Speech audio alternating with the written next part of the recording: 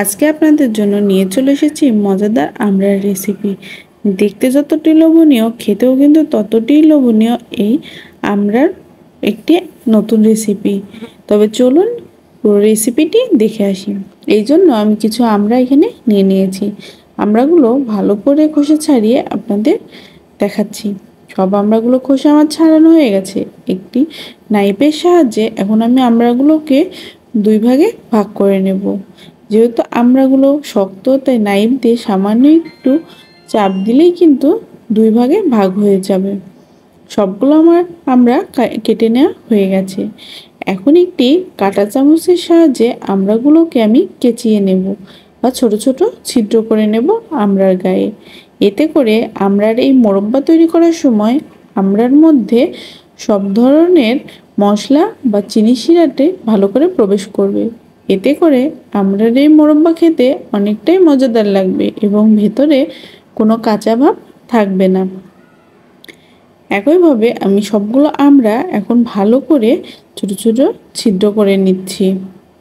আপনারা যদি হাতে এই কাজটি না করতে পারেন তাহলে চপিং বোর্ডের উপরে রেখেও এই কাজটি করে নিতে পারেন।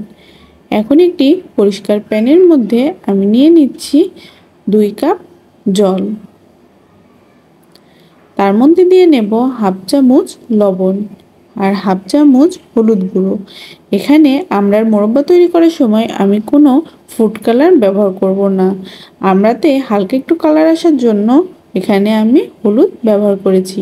আপনারা চাইলে হলুদ স্কিপ করতে পারেন। এখন কিছুক্ষণ এই জলটিকে আমি ফুটিয়ে নেব।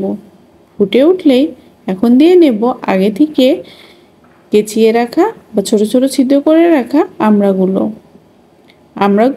আমি এখন 10 থেকে 15 মিনিটের মতো লো আঁচে সিদ্ধ করে নেব।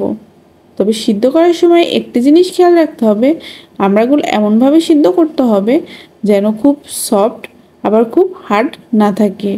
আমড়াগুলো যদি খুব নরম হয়ে যায় তাহলে আমড়ার মোরব্বা তৈরি করার সময় আমড়াগুলো ভেঙে যাবে। আর যদি খুব শক্ত থাকে তাহলে আমড়ার মধ্যে মোরব্বার রস প্রবেশ করবে না এবং এই মোরব্বাগুলো কিন্তু খেতে ভালো লাগবে না। আমড়াগুলো প্রায় সিদ্ধ হয়ে গেছে। এখন আমি আপনাদের একটি আমড়া তুলে দেখাচ্ছি। দেখে কিন্তু বোঝা যাচ্ছে না যে আমড়াগুলো একদম পারফেক্ট সিদ্ধ হয়ে গেছে। এইভাবে এই নতুন ধরনের আমড়ার মোরব্বা যদি আপনারা বাড়িতে তৈরি করে রাখেন, ছোট থেকে বড় সবাই কিন্তু অনেক পছন্দ করবে। আর মোরব্বার জন্য আমি একটি মশলা তৈরি করে নিচ্ছি। এখানে 4 থেকে 5টি শুকনো মরিচ আমি ভালো করে টেলে নিয়েছি এবং দিয়ে দিয়েছি 1 চামচের মতো পাঁচফোড়ন শুকনো মরিচ আমি হালকা আছে 2 থেকে 3 মিনিটের মতো ভালো করে টেলে নেব। এগুলো ভালো করে টেলে নেওয়া হয়ে গেছে। এখন আমি নামিয়ে নিচ্ছি। এখন যে আমড়াগুলো আমি সিদ্ধ করে রেখেছিলাম 90%-এর মতো, সেগুলো প্যানের মধ্যে নিয়ে নিয়েছি। এখন এর মধ্যে দিয়ে নিচ্ছি 1 কাপ চিনি। আমড়াগুলো একটু মিষ্টি ছিল বলে এখানে আমি 1 কাপ চিনি ব্যবহার করেছি। আপনারা যে আমড়া দিয়ে এই মোরব্বাটি তৈরি করবেন সেটি যদি একটু টক ভাবের হয় তাহলে চিনির পরিমাণটি বেশি করে নিতে পারেন। এখন আমি হালকা আঁচে আমড়া আর চিনি ভালো করে জাল দিয়ে নেব। এখানে কোনো ধরনের জল ব্যবহার করার প্রয়োজন নেই। চিনির যে রসটি বের হবে আমড়াগুলো কিন্তু এগুলোতেই ভালোভাবে সিদ্ধ হয়ে যাবে এবং রসগুলো শোক করে নেবে। চিনি থেকে কিন্তু অনেকটাই জল ছেড়ে দিয়েছে। এখন আমি হালকা আছে কিছুক্ষণ নেড়ে চেড়ে বারবার ঢাকনা দিয়ে ঢেকে এটি রান্না করে নেব। আমার এই রেসিপিটি যদি আপনাদের ফেসবুক পেজ থেকে দেখে থাকেন অবশ্যই পেজটি লাইক করবেন, ফলো দেবেন আর বেশি বেশি করে শেয়ার করবেন ফ্রেন্ডস এবং ফ্যামিলির মধ্যে। আর আমার ইউটিউব চ্যানেল থেকে দেখে থাকলে অবশ্যই আমার চ্যানেলটি সাবস্ক্রাইব করে রাখবেন এবং পাশে থাকা বেল আইকনটি ক্লিক করে রাখবেন। এতে করে আমি ভিডিও দেওয়ার সাথে সাথে আপনার নোটিফিকেশন পেয়ে যাবেন। যারা এই কাজগুলো করে রেখেছেন তাদেরকে অনেক অনেক ধন্যবাদ আমার পাশে থাকার জন্য।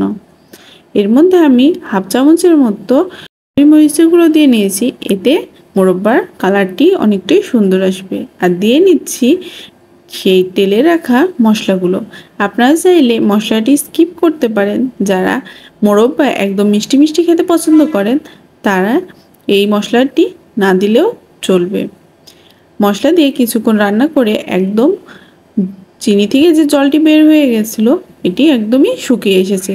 তবে একদম শুকিয়ে নেওয়া যাবে না, হালকা একটু রসটস থাকা অবস্থায় আমি চুলার জালটি অফ করে 5 থেকে 6 ঘন্টার জন্য এভাবে রেখে দেব। এখন আমি 5 থেকে 6 ঘন্টা পরে আপনাদের আমরা মোরব্বা সার্ভ করে দেখাচ্ছি। দেখেই বুঝতে পারছেন কতটা লোভনীয় হয়েছে, আর খুব সহজেই কিন্তু এই আমড়ার মোরব্বা বাড়িতেই তৈরি করে ফেলতে পারবেন। এই আমড়ার মোরব্বা বাড়িতে তৈরি করে সংরক্ষণ করতে পারবেন 5 থেকে 6 মাসের জন্য। এখন যেহেতু আমরা সবসময় পাওয়া যাচ্ছে, তাই এই আমড়ার মোরব্বাটি অবশ্যই বাড়িতে ট্রাই করবেন এবং আমাকে কমেন্টে জানাবেন আপনাদের কাছে কেমন লেগেছে। আশা করি আজকের এই রেসিপিটি আপনাদের কাছে ভালো লেগেছে। যদি ভালো লাগে তাহলে অবশ্যই লাইক কমেন্ট শেয়ার করবেন। আর যদি আপনাদের কোনো রেসিপি আমাকে রেকমেন্ডেশন থাকে অবশ্যই আমাকে কমেন্টে জানাবেন, আমি চেষ্টা করব সেই রেসিপিটি দেখানোর জন্য। আজকে এই পর্যন্তই, নতুন একটি রেসিপি নিয়ে হাজির হয়ে যাব। ততক্ষণ পর্যন্ত সবাই সুস্থ থাকবেন, ভালো থাকবেন। ধন্যবাদ সবাইকে।